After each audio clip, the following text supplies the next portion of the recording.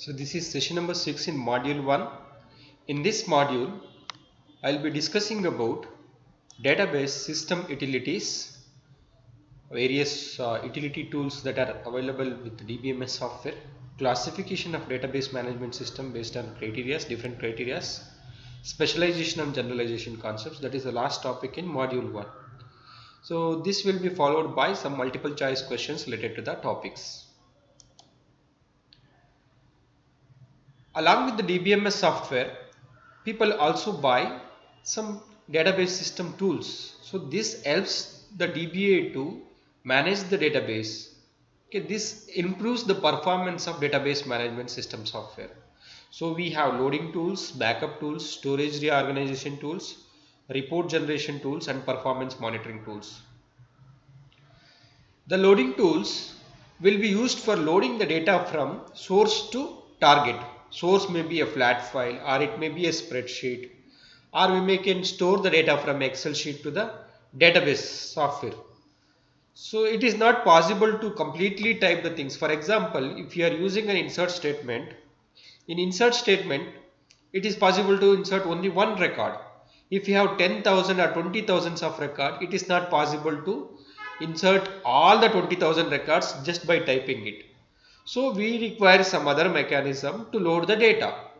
So if you have even 100 records, inserting 100 records individually takes lot of time. So we have a loading tools to perform this loading operation. But what we have to do here is we have to give the configuration or format of the source file or source database and the format of the target database to the loading tools. If the format is provided, source format and target format is provided, these tools will load the data automatically. And also some software vendors are providing conversion programs. These programs, given the source structure and the target structure, these programs will load the data. So Supra is an example of the loading tool from IBM. IMS for that is for IMS database. Supra is the loading tool. So like that, for SQL loader we have, for SQL structured query language Oracle, we have SQL loader. So that's about loading tools. The next set of tools is backup tools. So you don't have any much information related to this particular topic. Just different kinds of tools that are available, that comes along with the DBMS software. You may need to purchase also sometimes. Some tools are some tools comes with the DBMS and some tools you have to purchase. These backup tools are used for backing up the database. Why we require backup? So in case of catastrophic failures, if there is a system crash, your database will be crashed. So if you are having a sensitive data in the database, then it is a problem to restore the data. So if you don't have any backup, so it is mandatory to have a backup of the database most of the times. So there are two types of backup, one-time backup and incremental backup. Backup is nothing but taking a exact replica of the database on tapes or on secondary storage devices. On magnetic tapes, we can take a backup of database or all the data that is available on the database. I just told that there are two types of backup, that is one-time backup and incremental backup. One-time backup in the sense once in a year, exactly take the replica of all the database and keep it on tape. So that's easy. There is one more method called as incremental backup. So take only the backup of data that has been modified since the last backup. Maybe once in a month or 15 days once we can take this incremental backup. So here we are not taking the entire data copy. We are taking only the changed data set. For example, for a table, employee table, I have added 5 records. Earlier around 1000 records are there. Instead of taking 1005 records, just take only the 5 records that got newly inserted and then take a backup of that particular 5 records. So that's about backup tools. The next one is storage reorganization tools. So these tools will be used by database administrator to reorganize the data. So for example, now the data is present in one file system. Maybe because of performance factor, the database is not responding in a good manner. So the DBA wants to change the storage structure to different file. So for this purpose, we require storage reorganization tools, reorganizing the database file structures, storing the data in different file systems. So this task will be specially done by database administrators. Next, we have report generation tools. Each DBMS software will have their own report generation tools. A report is nothing but, for example, I have a telecom company database wherein which I want to see the revenue or profit of all the postpaid customers. There is a table called as postpaid. Billing amount is this one. Expenses is so and so. What is the profit? I want to just, as a high level manager, I want to check the overall profit from all the postpaid customers, overall profit from prepaid customers. What is the profit from value added services? So in order to check this data in a report format, we have some report generation tools. For example, we have Cognos. We can communicate with the Oracle database using Cognos. We can communicate with SQL Server database using Cognos reports, and business objects crystal reports also we have. So that's about report generation utilities. Next, performance monitoring utilities. So if the database is performing very poor, in the sense, if I execute a query, if it is taking more than 1 hour, the usual time is only 30 minutes, then there is a performance related issue with respect to the database. So it gives the statistics, this performance monitoring tools will give the statistics to the DBA about the performance of a database. So using the statistics, DBA can fine tune the database. He can optimize the data that is available in the database. So that's about the database system utilities. Next topic is classification of database management system. Various criteria will be used for classifying the database management system. So first one is based on the data model. What kind of data model that we are using? Whatever in lab that we are doing is relational data model, and the Oracle uses relational data model. So here the entities are represented in the form of relations. So set theory examples also I have given related to the relational algebra. So if the data model is network data model, then that is called as network based database management system. So we have hierarchical DBMS also, we have object oriented DBMS also, object oriented relational DBMS. So if the database is using object oriented data model, here the information or entities will be represented in the form of objects, and these objects will be used in for representing the classes in object oriented programming language. So there are other classifications also: single user DBMS, multi user DBMS, centralized DBMS, distributed DBMS. So in single user DBMS, only one user will be using the DBMS software to access the data. For example, if you are a learner, so you are accessing the DBMS software for learning purpose. So there you will be storing some data related to the library database or employee database or flight information database, and then you are executing some queries for learning purpose, and you are using it in a standalone mode. So that's why you will be called as a single user DB. So you will be using a single user DBMS. Multi-user DBMS. So this DBMS software facilitates concurrent sharing of data. It allows multiple users to share the data. For example, if you want to store the data of accounting office as well as the library information in one place, because both office, accounting office and the library department wants to use the data related to the student. So now the student data will be stored in one place, and both accounting department and the library department can access the data related to the student. So integration and sharing of data happens here in the case of multi-user DBMS. So instead of placing a data in two places, we can place data in one place, we can record the data in one place, and then that data can be used by multiple users. Centralized DBMS. The next classification is based on site over which the database and the DBMS software has been placed. So if the DBMS software and the database is located in one place, then it is called as centralized DBMS software. I have a diagram over here. This is the central computer and we have workstations. Workstations also called as terminals. So both data and the DBMS software is available in the central computer, and the workstation, whenever they want the data, access to the data, they consult the central computer and access the data. So that's about centralized DBMS. Next we have distributed DBMS.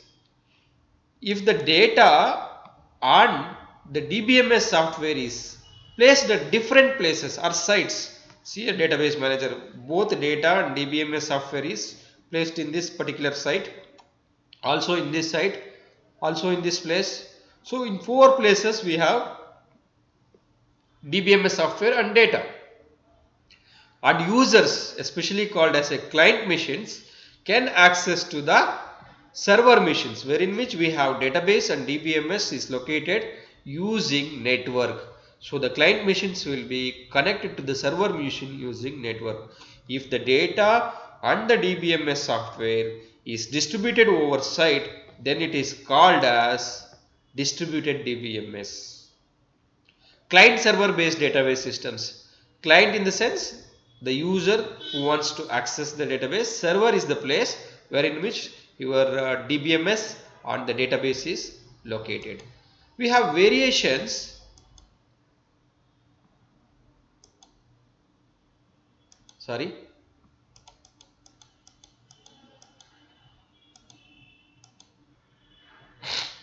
We have variations in distributed systems, distributed database management system, homogeneous distributed database management system and heterogeneous distributed management systems. So if we use, in this case, if we use a similar kind of DBMS software in all the 4 places, then it is called as homogeneous distributed database management system. For example, if I use Oracle in all the places, then it is homogeneous distributed database management system.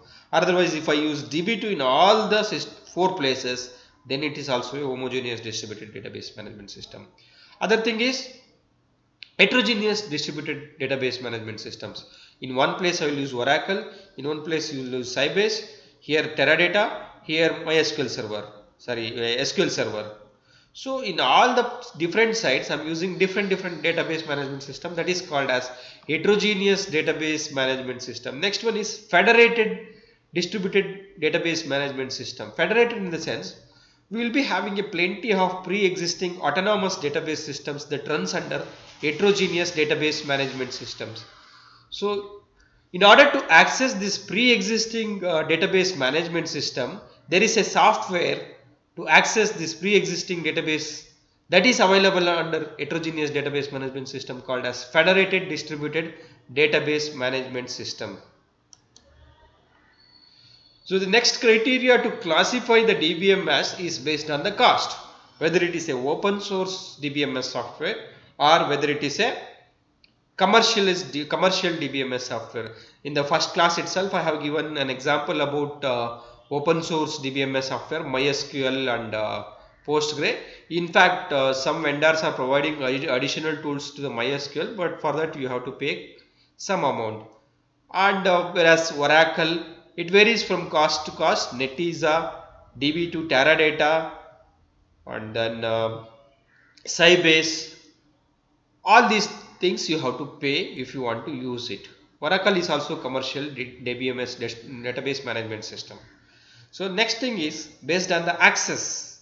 How we are going to access the data, whether we are using sequential method or whether we are using any other kind of methods, what kind of storage structure that will be used to access the data, and what kind of access paths have been mentioned to access the data. So that's about based on access. Next, based on the usage, it can be general purpose DBMS software or it can be a specific purpose DBMS software. Specific purpose in the sense, only for specific purpose the DBMS will be designed and developed. So if you want to use that one for general purpose, you need to change the functionality of the DBMS software. General purpose means For many applications, we can use the DBMS software. For example, OLTP applications. OLTP stands for Online Transaction Processing, wherein which small transactions will take, for example, banking transactions. We use OLTP systems. Here, day-to-day transactions will be stored in the database, and it is purely used for day-to-day transaction. Whereas OLAP stands for Online Analytical Processing. It is going to contain the historical data. For example, insurance company maintains the historical data in order to make the business decisions. This day-to-day transaction, maybe 2-year transactions will be taken and it will be dumped into the one system using some DBMS software. So that system is called as OLAP. For what purpose we use this OLAP system? In order to make business decisions. It contains historical data, whereas OLTP contains daily transaction. Share markets and banking systems will use OLTP systems. OLAP system is used for data mining purpose, to mine the data and to make the business decisions. We may use OLAP systems. So that's about the classification of DBMS. To summarize, based on data model, we can classify the DBMS based on number of users, whether it is a single user or multi-user, based on sites, whether it is a centralized DBMS or distributed DBMS. In distributed, we have two types, homogeneous and heterogeneous. Also, we have federated systems. Based on cost, it is open source and commercial DBMS. Based on the access, whether it is a sequential access or random access. So, based on usage, special purpose and the general purpose. So, the next topic is specialization and generalization. The specialization and generalizations will be used as a fundamental concept in database modeling, and it is useful for establishing superclass and subclass relationship. So, using specialization and generalization, we can achieve data abstraction in database. Data abstraction is nothing but giving only the required details about the entities and hiding the complete storage details about the data. Abstraction is used to hide the details of entities or object. We can use ER model to express the database entities in hierarchical manner. So as the hierarchy goes up, it generalizes the view of entities, and we go deep in the hierarchy, it gives the detail of every entity included. So as we go up in the hierarchy, generalization of entities will be provided. If you go down in the hierarchy, the detailed information about the entities will be provided. For example, consider there is a student whose name is Ram. So Ram can be generalized along with other students. Student can be further generalized into person. This is called as generalization. The reverse of this step is called as specialization. There is a person, he can be specialized into student, and student can be further specialized into student name, that is Ram. So this going up in the hierarchy is called as generalization. Coming down in the hierarchy is called as specialization. The next topic is generalization and specialization. So this generalization is the process of extracting common entities from common properties from set of entities and create a general entity from it. So it uses bottom-up approach. That means two or more entities can be generalized into one common entity. Two or more entities are generalized into one common entity. Here, faculty and student are generalized into person entity. Here, the person address and person name are the generalized attribute related to the higher level entity. Whereas the student fees and faculty ID, it is not shown here. Student fees and the faculty ID are the specialized entity, belongs to the special entities. So overall, specialization is a process of extracting common properties from set of entities, and from these set of entities we are creating a general entity. Now the entities are faculty and student. From these two entities I am generating one common entity called as person. Next topic is specialization. Specialization is a process wherein which entity is divided into sub-entities based on the characteristics. Now employee is one entity, so it is divided into two other entities. If you consider a company database, employee may have special types. One is tester, developer, and one more is production engineer. You may have something like that also. The reverse triangle is used to represent this specialization in entity, enhanced entity relationship diagram. Employee is specialized into two types, tester and developer.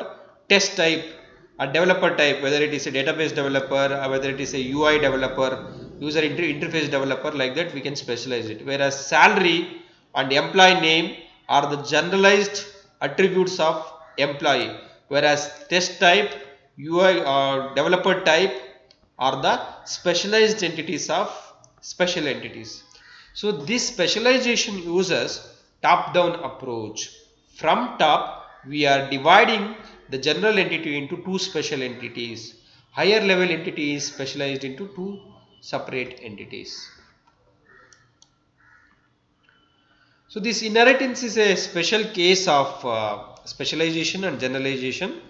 We use this inheritance to create a classes in objects in object-oriented programming. So the details about entities are hidden from the user. So as you know that this process is called as abstraction. If you want to hide the implementation details, so we use concept of abstraction. Here the lower level entities inherit the properties from higher level entities. Which is the higher level entity here? Person is the higher level entity, whereas student and teacher are the lower level entities. So these lower level entities inherit the properties from higher level entities. Here is the difference between generalization and specialization. Generalization works in bottom-up approach, as we know that. Specialization works in top-down approach. From top, we are going to divide the entities. General entities is divided into two sub-specialized entities. In generalization, size of schema gets reduced because from student we are generalizing into person. Okay, from Amar or Ram we are generalizing it to students, from student to person. So obviously the schema is reduced. In the case of specialization, schema get increased because from one entity we are creating two entity. So schema gets increased. Generalization is normally applied to group of entities, whereas we can apply specialization to single entity. Group of entities in the sense faculty and student is generalized to form a person entity. So here in this case only on single entity we are applying specialization. From employee we are dividing it into developer and tester. So specialization is applied on single entity, whereas generalization is applied on group of entities. Generalization process starts with number of entity sets and it creates higher level entity with the help of some common features. So common features will be extracted from the existing entity sets. Specialization starts from single entity and it creates different entity set by using some different features. So specialized entity attributes are also available. This we have already discussed. There is no inheritance concept in generalization, whereas we have inheritance in specialization. So we have some multiple choice questions that you can answer. The type of database utilities are, we have discussed, to summarize, we have discussed many things: backup, storage reorganization, performance monitoring tools, loading utilities. You will be knowing what will be the answer for this database utilities. And then recovery tool. So what is recovery tool? You have to, what is the job of recovery tool? You have to decide. Next one, third one, database system. It suppose majority of concurrent users is called as multi-user or multi-function system, that you have to decide. And then DBMS, in which systems are involved or coupled together while having a local autonomy, is classified as single user or federated DBMS. You only select the answer. Fifth one, the root superclass in diagram as generalization is considered as 2-tier class, 3-tier class, base class, top class. You decide and write the answer for the thing. The process of Designating subgrouping within the entity set is called as what? That is the question. Seventh question. Higher level entity sets are designated by dash term. Subclass, superclass, parent class, root class, that you have to decide. Like this we have 10 questions. So you can answer for this multiple choice questions. Thank you. So this ends module 1 and we have total 6 sessions in module 1.